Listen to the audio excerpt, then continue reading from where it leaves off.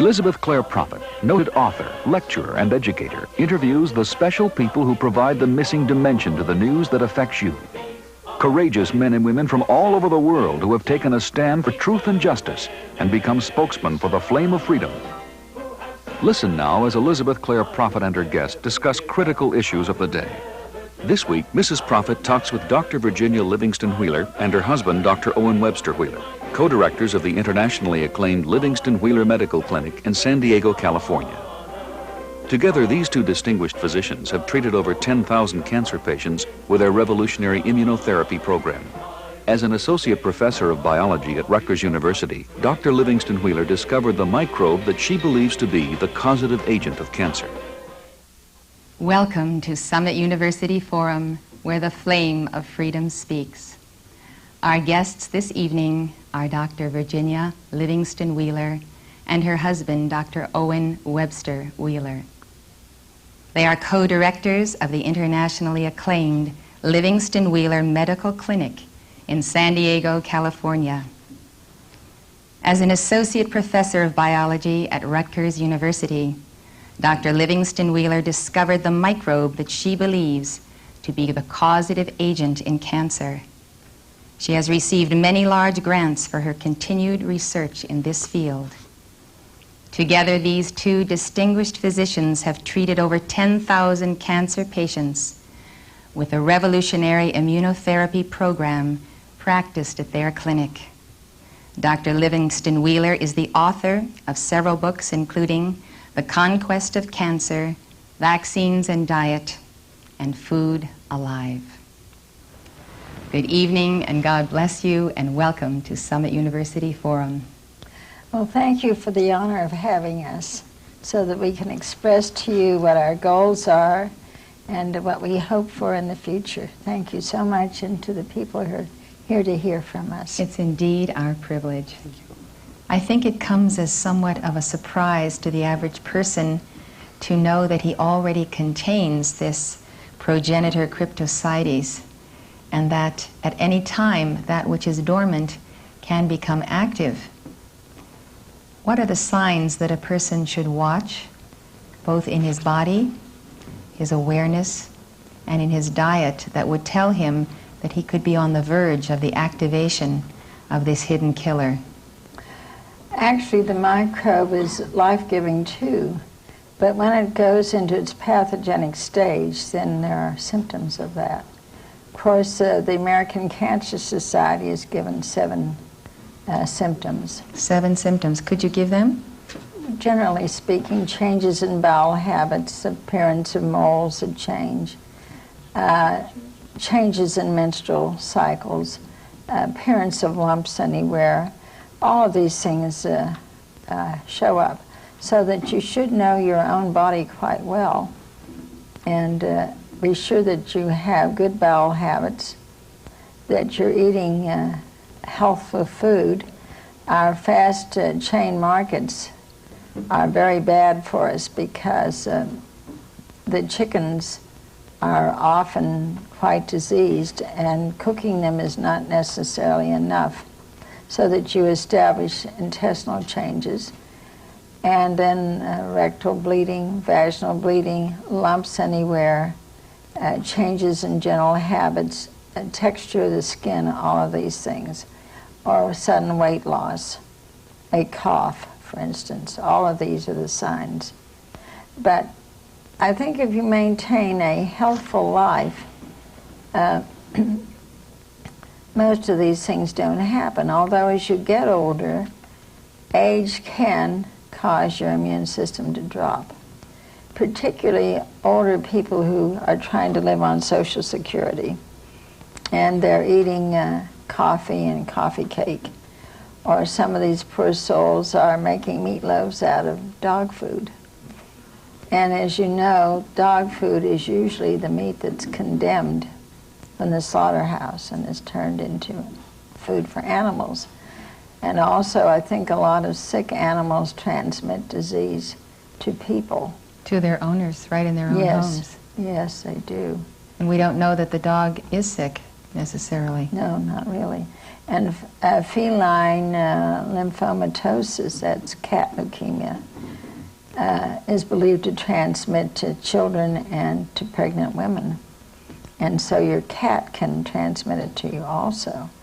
So you have to guard yourself in many ways. I think Ann Wigmore is telling us that you can live very cheaply on simple foods so that these people that are on Social Security could become educated. I think we should open up the schools and teach the elderly. But the trouble is that they lose their strength and their life forces and haven't got the energy to do these simple things for themselves. I don't think we have enough supervision of the elderly. There are not enough centers where people are really interested in them and to see what they're doing. And of course they have lifelong eating habits. Yes, they And do. if anyone has worked with the elderly, you know it's very hard to get them to change their eating habits. That's right. That's the largest problem or difficulty we have with patients who come to us, and we tell them they must change their dietary habits. And we explain to them the foods they should be eating and some they should not use. And that is probably the one most important question and the most difficult for the patient to change those lifelong habits. I will remember one gentleman, as soon as I began explaining the nutritional program, I said that at least while he was under treatment, he would have to follow a vegetarian program. He said, I would rather die. And that's exactly what he did. Oh, I have a very close relative whom the doctor gave 3 years to live and told him to stop smoking. He looked at the doctor and he said, over my dead body. And he smoked to his death, Yes. which occurred in that time. In fact, we cannot make progress, or at least not satisfactory progress.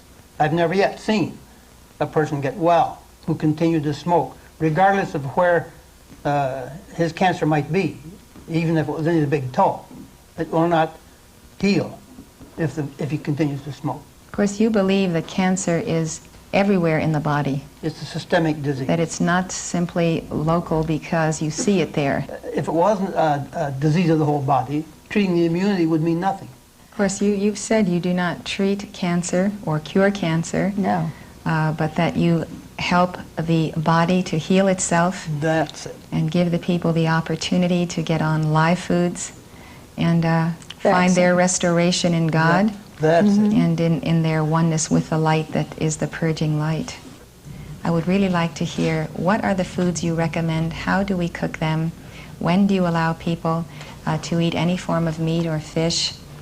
And do you place turkey in the same category as chicken, as having cancer? And what foods do we avoid? We've heard a lot about food lately, and we're all quite conscious now of the subject, so we'd really like to hear your views. Well, turkeys are just about as bad as chickens, but not as bad. And they still have to be immunized. This little cookbook. Of course, that doesn't mean to say you're going to catch the disease. It means that if you have a breakdown in the immune system, you're susceptible, you don't have a clean stomach. That's the biggest point, right there. You may contract Yes. the disease from the fowl. Well, quickly then go through the diet and how you cook it. Well, here's the cookbook. And it's all divided through here in different things. Here is the diet 1 for the very sick people. And they get just grains and juices and raw fruit and porridge and seed milk. We don't permit anybody to drink milk, and I've known that for a long time. And they get large green leaves and salad and raw soup. And they get some potato rice, and they get some steamed vegetables, but very lightly steamed. And again, raw soup and the rices and the raw vegetables, and that's it. That's diet 1. And then as they begin to get better, they get it pretty much like you had today. And as they get better, they get some more cooked vegetables. They get black bean soup and things of this sort, and rice. But always their carrots and their raw juices and their avocados and so on. and cashew nuts and sprouts and almonds and all the rest that you know about. Now, what are the foods you absolutely avoid and say you must not and cannot have? Well, milk. Cow's milk. What about goat's milk? There goat's milk. There are hormones in milk that cause the lactating cow to produce milk, and that's one of those hormones is prolactin. And prolactin is the hormone that sets off breast cancer. So we don't give them milk. However, we do give cream on occasion, and that's free of the protein hormone prolactin. So we say no milk, and of course no smoking, no coffee, no alcohol. Those are out. And then we try to have them eat homemade breads if they can make them. And we have them grind their own carrot juice so it's absolutely fresh. We don't give them sugars, and they don't get any honey at all until they're in class 3. And they don't start, we give them a little lamb and fish when they're recovered about 6 months. Otherwise, they're vegetarian. You're saying that lamb is the only animal that does not have cancer? Very seldom. Very seldom. Almost never. Goats and shark also. Almost totally cancer-free. And we're observing buffalo now. We are observing buffalo too, I want to tell you. All the buffalo out of Yellowstone Park come over into our property. And of course there is a danger that they will transmit brucellosis to the cattle. So this is a great uproar in Montana these days. Mm-hmm. And they've decided they should be hunted. Yes. And so that has become the sport that is sought after, to hunt these buffalo. Of course you don't hunt them, they stand there and then they are shot, and the one next to them doesn't move. They have no awareness, and so they fall, but this is a great sport. I don't like that. I don't like it either. We determined we did not want buffalo hunting on our property. What we ought to do is immunize them for brucellosis. Now you have to convince the head of Yellowstone Park of that fact. We've got to do that. Yes, we do. It's pretty hard to convince the head of anything about it.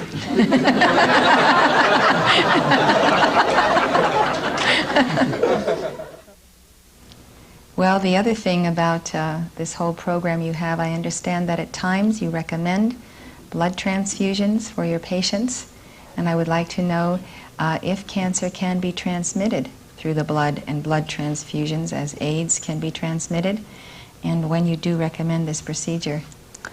Certainly can be transmitted, and we require that the donor meets the recipient of blood. We never give them blood that they know nothing about. The blood banks, too many of the people that are in the gutter in the cities are donating blood, and that's absolutely wrong because you don't know what they have. And also, as blood ages, it loses its strength, and the white cells deteriorate. And also, if there's a little of the cancer infection in it, as the blood ages, the cancer microbes can multiply because there's no circulating antibodies. So I'm absolutely against random blood transfusions. And some of the doctors in Europe, Dr. Villacay, insisted on having dark field examinations of blood before a transfusion is given. And we like to give children blood from their mothers or fathers, or older parents blood from their healthy young folks. But we always check the blood and make sure the patient is in good health. And oftentimes, people will be carriers and they don't know it, so we exclude them. But you have to be very careful about blood. You have the blood given because it strengthens the cancer patient. They're very anemic. To fight the bacteria. Well, not only that, but when they've been taking chemotherapy, they have no white cells. Chemotherapy destroys the white cells. Therefore, they can't fight infection because they have no white cells. Tell me then about this transmission of cancer through the blood. I mean, if it can happen, then it could be in the blood banks because they're not testing for it, are they? That's right. And now that we have the AIDS problem, they're being a great deal more careful than they used to be. But I have known of a healthy person. I knew a healthy young dentist who went to have an inguinal hernia repaired. And they accidentally cut an artery, and he lost a lot of blood. And they gave him 6 or 8 random transfusions from the blood bank, and within 6 weeks he had leukemia and died. Oh, my. So nobody knew what was in all that blood, and it was probably some vagrant in the city that had donated his blood, so people are a lot more fussy than they used to be. You know, I can remember when we first heard that Jehovah's Witnesses would not accept a blood transfusion. And today we can see to a much greater extent the wisdom of that practice. Well, it's horrible, though. We had a Jehovah's Witness in our clinic, and he would not take blood. Not even from his own family or anyone? No one, and he died. It was very sad to see him die, because his cancer was really not that bad. So one can see that being rigid in the law you can pay the ultimate price. Mm-hmm. But it is a wise attitude to be very careful. To be very careful. Certainly is. Will you please tell us about some case histories and also about your patient who's with us this evening, who I'd like to come and sit with us here. Bernice helps us a great deal in Los Angeles. She's sort of the anchor man because we feel obligated to go around and give lectures. And then they call Bernice to ask her about the books and the directions. Well, I didn't meet her in the beginning of her problems, but she lost a young child, a little son, with leukemia. And at the time, she went everywhere with that child trying to get help. When did the child die? Oh, he died in 1965, which is 21 years ago. And I did go everywhere. I had found for him an autogenous vaccine. I went to Tijuana and had blood cleansing shots. I tried to put him on a diet, and that was 20 years ago when it was unheard of. I also tried to obtain a bone marrow transplant for him. I had read about it. I wasn't going to let that child die. And the doctors all scoffed at it and told me it was experimental. And the bone marrow transplant is, well, immunotherapy, the treatment of cancer by vaccination, disease, by diet, nutrition, and vitamins, is at the same point, I think, where the bone marrow transplant was 20 years ago. And I couldn't obtain one anyplace. And my child died, and the effect of my child living and dying played such an effect upon me that it's indescribable. And so I've become an evangelist. It seems like I'm motivated that way. I'm not happy in any other element. A year to the day that my son was buried, I had won my first mastectomy. And then 6 months later, I had the second mastectomy. The second one, breast was not malignant, but it was taken off because of precautionary measures, which I think was a good idea. But at the time, I was so distraught, it didn't matter what they wanted to do. Doctors told me, because I had no lymph node involvement, which means that there were no lymph nodes under my arms and around my neck that proved to be malignant, that I was probably free of cancer, that if I passed the 5-year mark, that I would no doubt be completely free. Well, I've learned since then, with my own case and so many, many others that I've met in all these years, that doesn't mean anything, what the doctor says about a 5-year period, a 10-year period. Once you have had cancer, you have that susceptibility for it to come back. Cancer is systemic. When you get rid of the tumor, the breast, you're only getting rid of the symptom. You're not getting rid of the underlying cause. You're not getting rid, if you don't change your lifestyle, start eating differently, take the vaccines, then you, no doubt, will get it down the line. If not 5 years, 10 years, 20 years. and even longer. And the cancer is caused from the primary site, the first cancer that you've had previously. When 6 years down the line, I had a breast cancer metastasis to the bones. And I received just one vaccine from UCLA. Now, I mean a series of the BCG vaccine, and improved. And I had been given a 1 year to live prognosis by UCLA. I was that sick. As a matter of fact, I couldn't even walk to my second son's wedding. I had to be almost carried down the aisle. I did improve with the BCG that I obtained at UCLA, and they kept telling me that in order to get the BCG, I would have to take chemotherapy. I mean, they were bargaining with me, and I refused, and I left, and everybody in my family thought I was absolutely insane. But luckily, I heard of the Livingston Wheeler Clinic, and this goes back to late '77, through a friend of a friend of a friend, which is the way it happens. And I went down to the clinic, and Dr. Virginia has pulled me out of a lot of tight spots. I feel that I owe my life to immunotherapy and the clinic, and Dr. Virginia. And me. And you too. And I didn't reach it till later. That's true. I want the world to know about Dr. Virginia Livingston and Owen Wheeler and the clinic and immunotherapy, because so many people can be helped. Well, we are definitely united and one with you in that hope and that determination. We're glad you came here to tell us about Thank it you and for give asking your me. testimony, because you've got a lot of very determined people in this room, and many of them are health practitioners, doctors, or in the field, and they're going to take this message a long way. On this very subject, the thing I'd really like to ask you most is, what are the open and closed doors you encounter in the AMA, the medical profession today, and cancer research, and what can we do to help get your message out besides this talk show? He's got his grim eye on me. He's telling me not to say too much about that. But in the early years, when I first started, people weren't aware of what I was up to.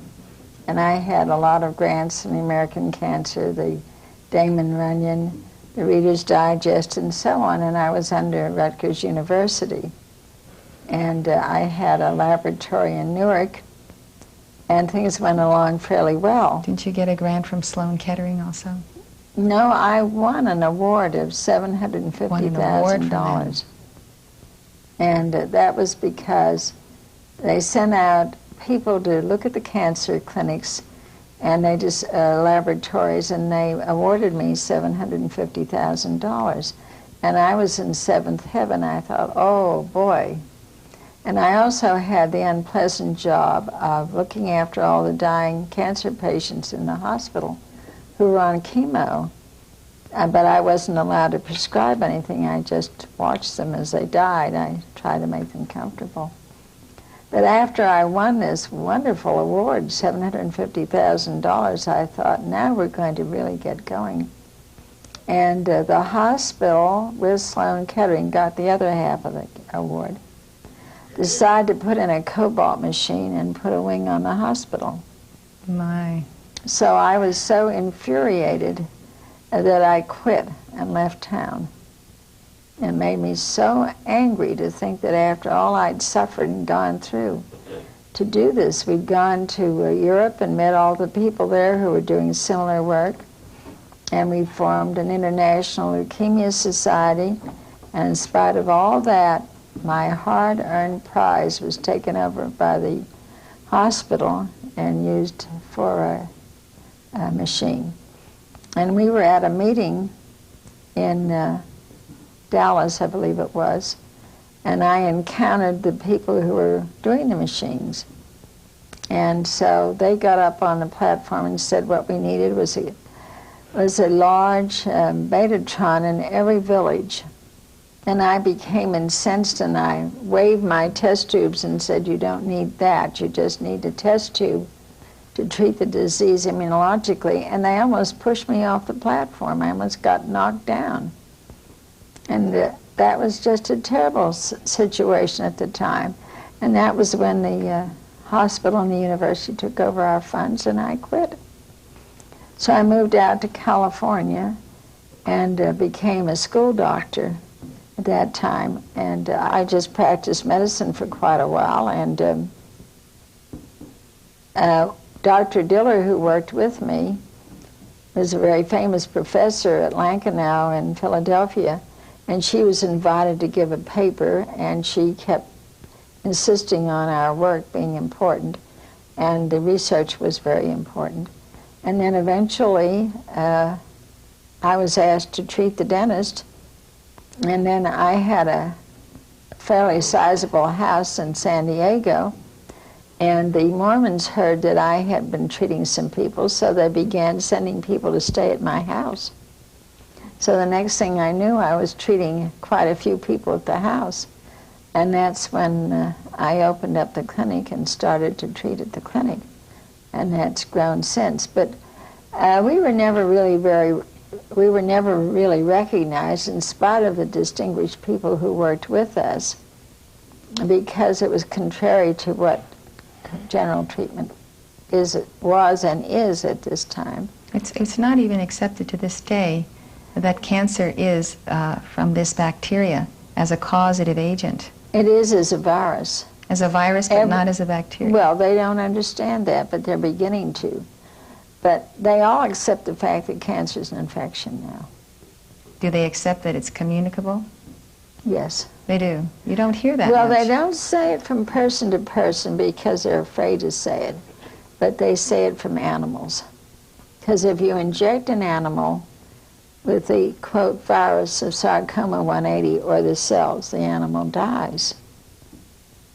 And so they know it's infectious, and they know that. But they don't want to admit that on humans, but they will say there are cancer areas or there are cancer houses or something like that. But they know now that AIDS is infectious through blood, and now they're beginning, that is one thing that's developed from the AIDS, is that they're accepting the fact that it is infectious. Do you therefore ever quarantine a cancer patient that you think is particularly ill? No, we tell them what to do. If they have big open sores, I try to keep them to their own bathroom and their own bedding and their own dishes if they have cancer of the mouth, and that kind of thing. And then we also immunize children with BCG to protect them. Children of the cancer parents. families. Do I understand that it's not acceptable today to treat cancer nutritionally? That's not one of the accepted cures? Well, Owen knows. That's right. It is not allowed. It is illegal. The accepted cures are radiation, chemotherapy, Surgery. and surgery. That's all that is legally legal. You forgot one. The legal cure for cancer in America today is death. Oh, yes. Oh, yeah. Yes. That cures it and a lot of other things. Well, there are a lot of... But if you say you're going to cure Yes. cancer with a nutritional program, no way can you do that and, No. and retain your license. No, you can't say that you are treating cancer.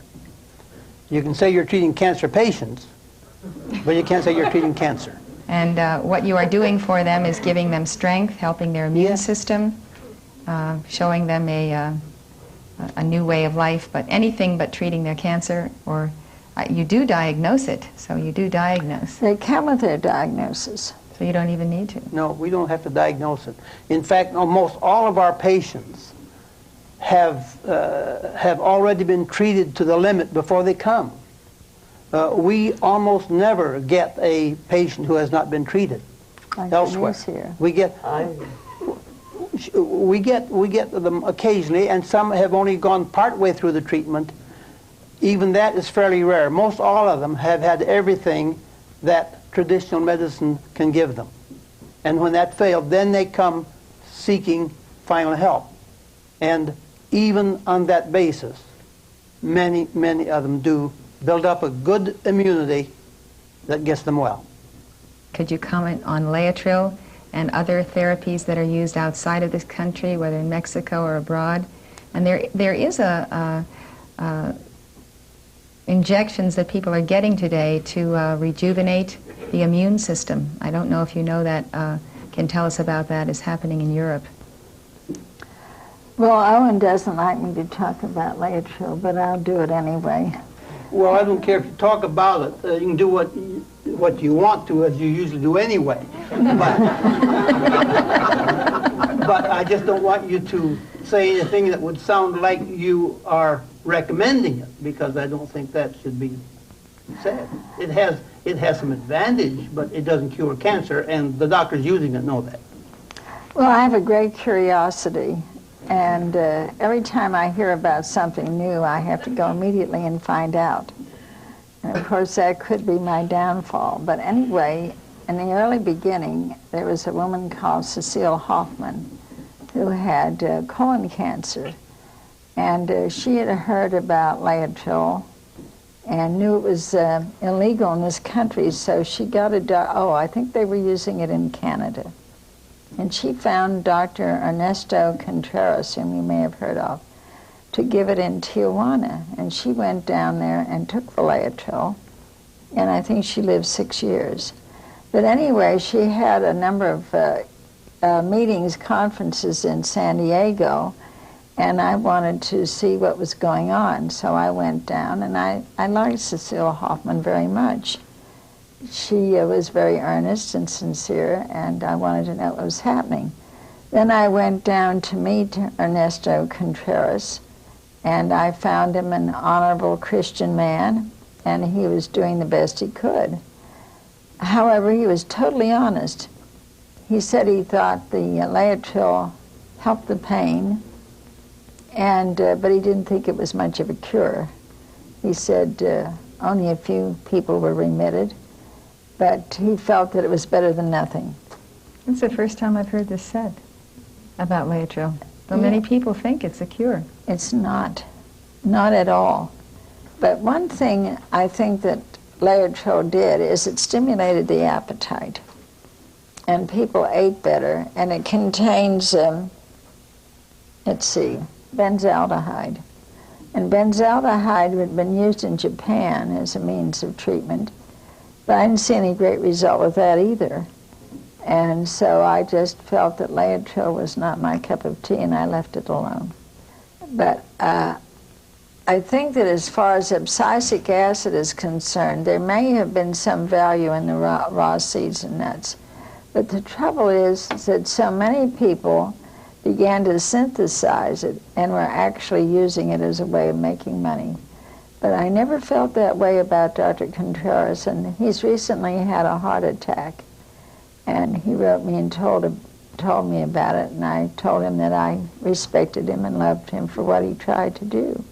So that's the only story I can tell you about Laetrile. Well, how about an apricot seed a day to keep the cancer away? Well, that might be very good.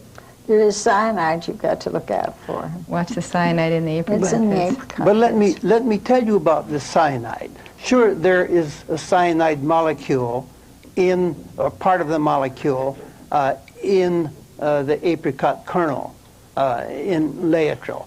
And they make a lot of that. The establishment talks a lot against that. But they don't tell you that vitamin B12, which is fine to take and your own body makes, also has a molecule of cyanide in it. And they never mention that.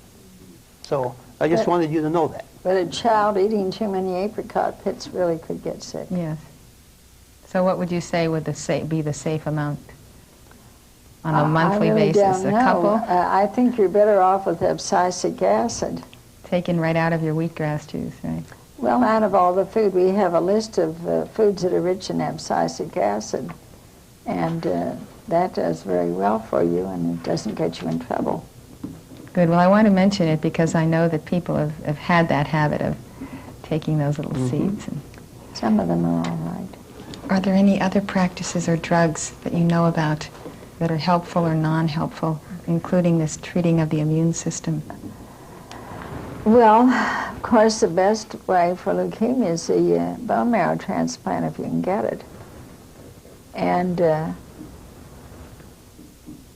Dr. Issels I went to see him in Germany. He's another wonderful man. And he had worked with Gerlach, who was a man in Germany who made vaccines. And Issel's used some vaccines somewhat similar to mine. He is still doing well. And in fact, he fought the whole German government, and they put him in jail for a while, and he fought through, and now he's one of the commissioners of health. But he was a man that was so interested in dental infections, and he also, there's a new thing afoot, which is hyperthermia.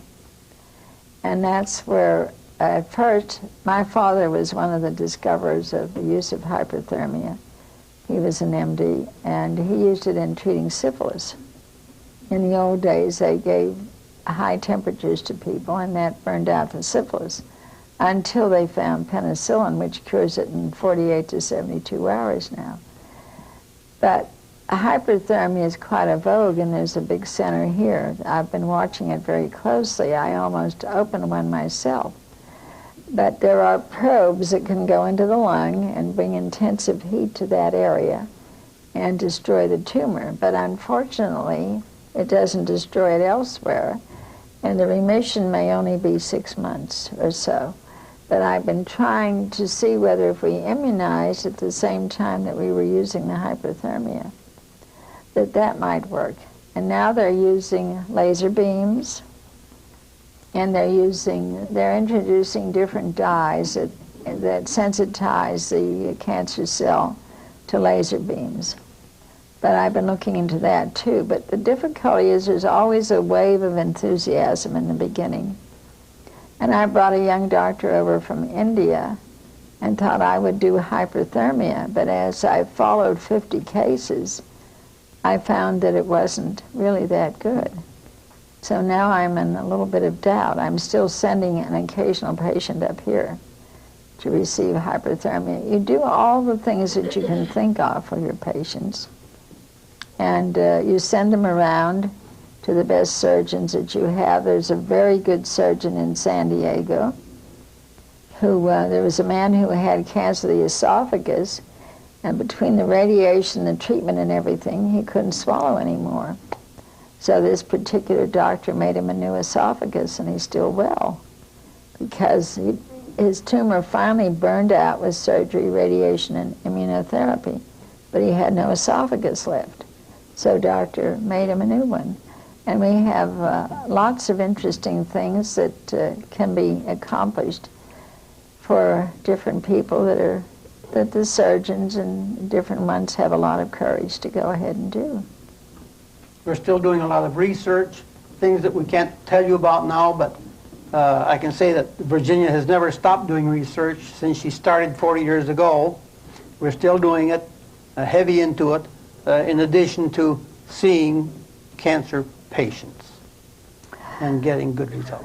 Well, we have some new things that look quite promising, and that is, as you know, there's recombinant genetics today in medicine, and you can take the insulin molecule and reproduce it in a colon bacterium. In other words, the insulin DNA will propagate into a bacterium. And that's, you no longer have to kill cattle in order to get insulin, because the insulin molecule is reproduced in bacteria. And I've become very interested in reproducing the immune bodies in bacteria. In other words, you get the desoxynucleic acid sequences from the immune bodies. And then, since they are an entity, they can be put into a bacterium, and the bacterium will proceed to make more of them. So we're doing that now, but that's a sticky wicket because I don't know how that's going to come out yet. But that's very important. And many antibodies are, for instance, one of my friends at Scripps has made the vaccine for hoof and mouth disease, just picking up the nucleic acids off the shelf and combining them. So that's recombinant chemistry, biological chemistry. And I think it got kicked off with me because I'm the first person to find that a bacterium could make a human hormone. And that started the whole recombinant. In what year was that? 74. It's 10 years. But you see, they use all the information, but they don't. It was acknowledged in Switzerland. But this country here won't acknowledge because they're terribly afraid of me. Why? I threaten them. You see, cancer is the third largest industry. In America? Yes. As they say, if cancer is curable, thousands and millions of people will be out of work. You see, and also the chemical companies make huge amounts of money on those chemicals. And there are so many people who think that when they get an ache or pain, they have to rush to the doctor or get a pill. And if the doctor doesn't give you at least one prescription when you leave his office, you're just not a good doctor. You've got to give him a prescription. That little piece of white paper means that you're going to offer them a cure. And they don't realize that in many cases, the cure is in themselves, which is this kind of thing that you're teaching. Profoundly within ourselves. Yeah. Of course, if you have a strangulated hernia, or you have a baby that won't pass the birth channel, or if you have a ruptured appendix, you'd better get to a doctor. That's right. But you have to have the wisdom to know the difference. That's right. Let me give the opportunity to the doctors in the house. Any doctors in the house who have a question, I'd like to ask you to raise your hand and stand, and let's have it. Are there any long-term harmful effects of the vaccinations? Has anything been done? Is there any possible harmful side effects of the vaccination? No, I had a almost terminal heart attack 20 or more years ago, and I had been working very hard, and I had a really severe coronary, and they didn't have surgery then for it. And I wasn't able to walk for a year, even put on my shoes or dress myself or anything. But we had remembered when we were doing the work under Rutgers that some of the animals didn't get cancer, they got coronary disease, because the microbe reacts in different ways the way syphilis does. And so we made a vaccine. We made my isolate, and my isolate attacked the heart. And we made a vaccine for me, and I took that vaccine for all these many years, and all I can see is that it's prolonged my life, and that we've never seen the living microbe is lethal if you're injected in the abdomen of a mouse, but the vaccines are totally dead. And you could maybe get a swollen arm if you took too much, but it would subside. As far as I know, there's nothing that's dangerous. And I'm the example of it. I've taken it all these years. Do you feel the day will come when the entire population, beginning with children, can receive the vaccine, and we will appreciably reduce cancer in this way? I'm certain of it. And I think if we gave the vaccines to the AIDS-positive people that do not yet have tumors, that it may have some effect. I don't know whether it will or not, but I'd like to try that. I've communicated that to some of the AIDS people. Because what happens with AIDS and the cattle both, and by the way, the quote virus of cattle is almost identical to the AIDS virus. There's hardly any difference.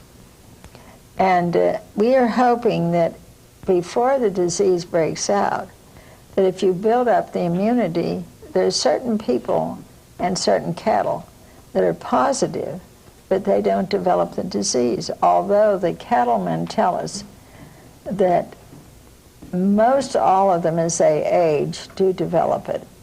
And I don't know how many of the AIDS people over the years are going to develop positive signs, but I'm hoping that if we immunize them when they first get the disease and before it breaks out in tumors, that maybe we could keep it from ever breaking out. So that's where our thought would be today. But since the importance of our chicken vaccine now is that at least we can demonstrate that a bacterial extract can immunize against a virus. And up till now, they said impossible.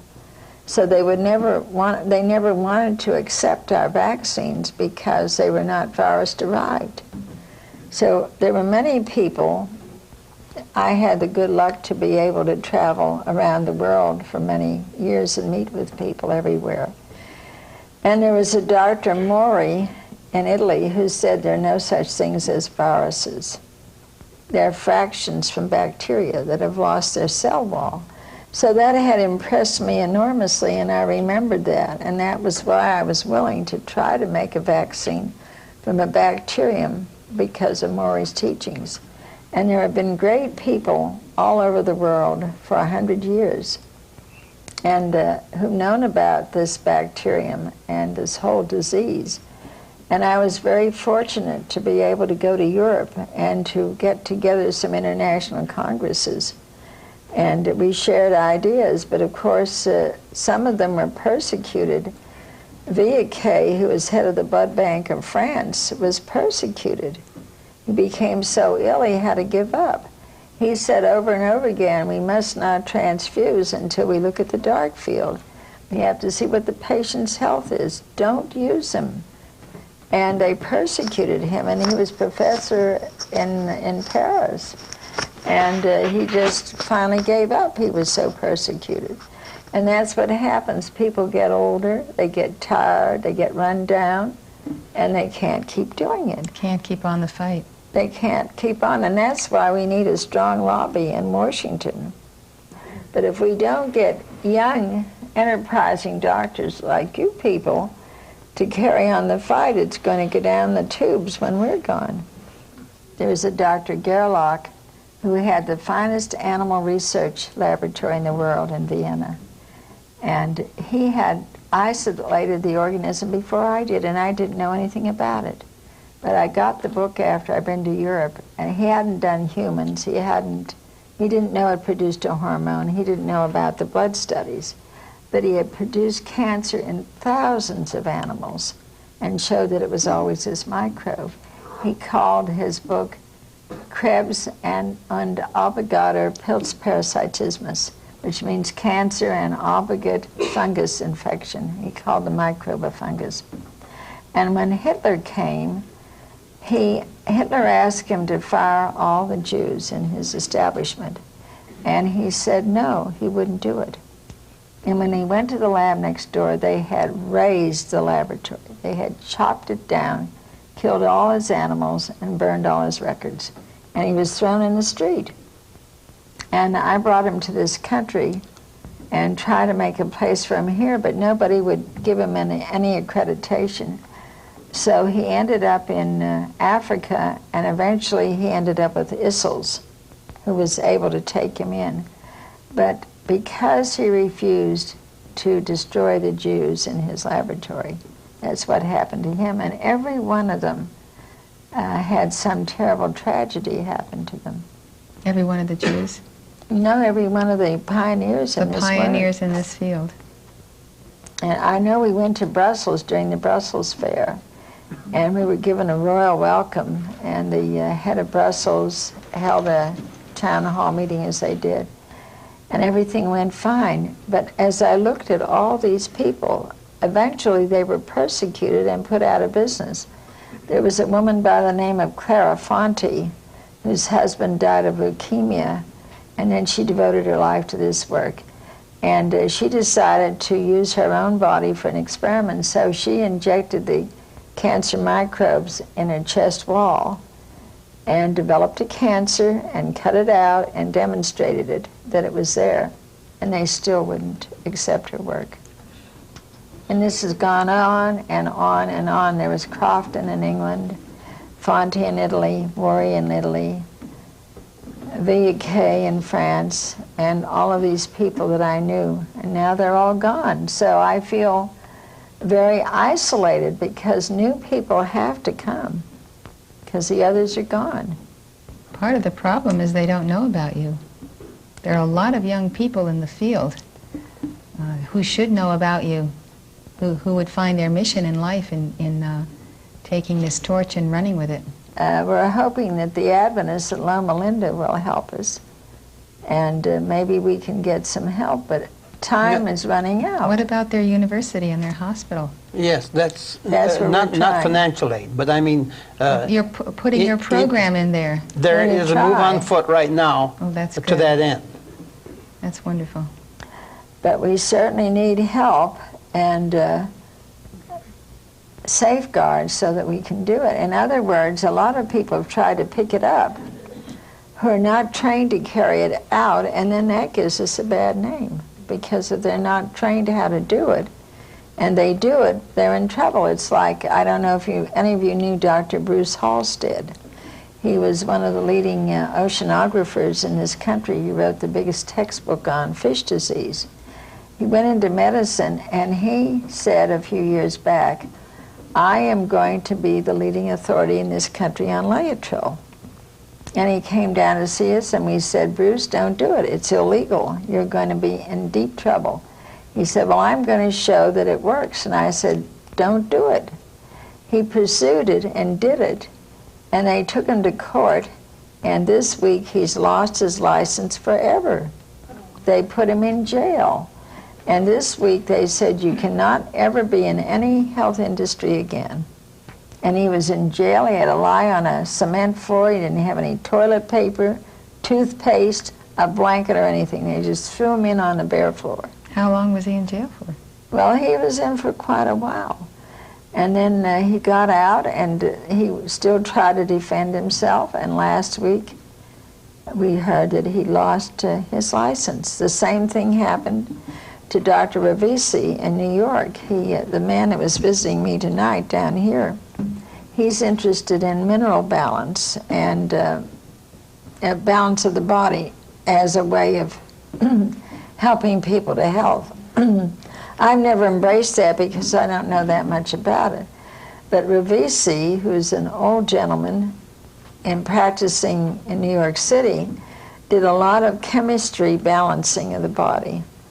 And he helped a lot of people. He introduced selenium, which is one of the most important minerals, and he introduced that into the country, which was helpful, particularly in breast cancer. It's taken them nearly 5 years, and they've taken his license this week. And he's about 88 years old.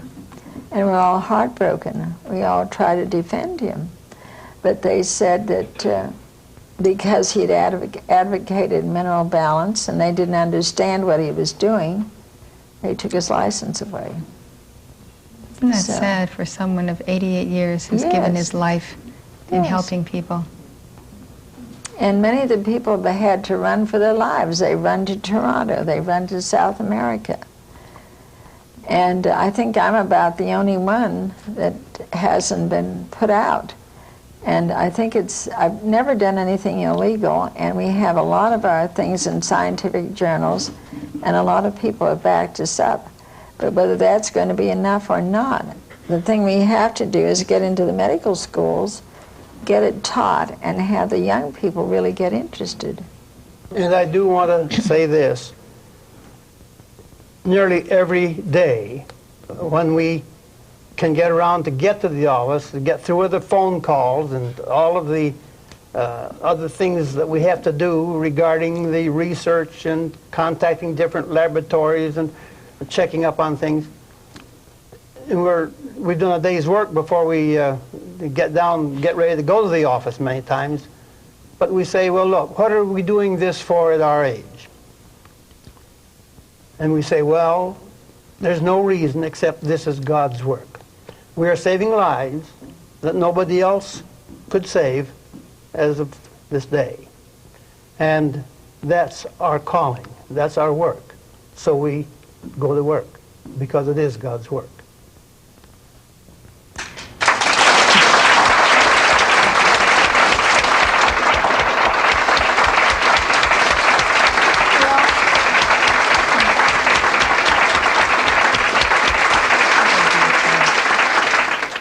What we'd all like to tell you from our hearts is this, that we are very, very determined that your message and your research and your life's calling and what you have given yourselves to will reach a vast part of the American people. And we have found in getting across the message of revolutionaries as yourselves that we have had to exercise our freedom of the press, even to defend our own freedom of religion. And so we have a magazine called The Coming Revolution, the magazine for higher consciousness. And we very much like to take your message into that magazine, which is read by many, many people all over the world. And you never know when that message reaches the heart of someone that is going to take the stand and also catch that banner. So we would like to thank you very much, Dr. Virginia Livingston Wheeler, Dr. Owen Webster Wheeler, for being the flames of freedom that speak at Summit University Forum, and you also, Bernice, whom we'd like to see back. We thank you for your heart's love and your real, true spirit of dedication that we feel. Thank you. You've been watching Summit University Forum with Elizabeth Clare Prophet. Summit University Forum, where the flame of freedom speaks. Elizabeth Clare Prophet, noted author, lecturer, and educator, interviews the special people who provide the missing dimension to the news that affects you. Courageous men and women from all over the world who have taken a stand for truth and justice and become spokesmen for the flame of freedom. The preceding public access program has been presented through the assistance of Summit University. If you would like to know more, call this number or write this address.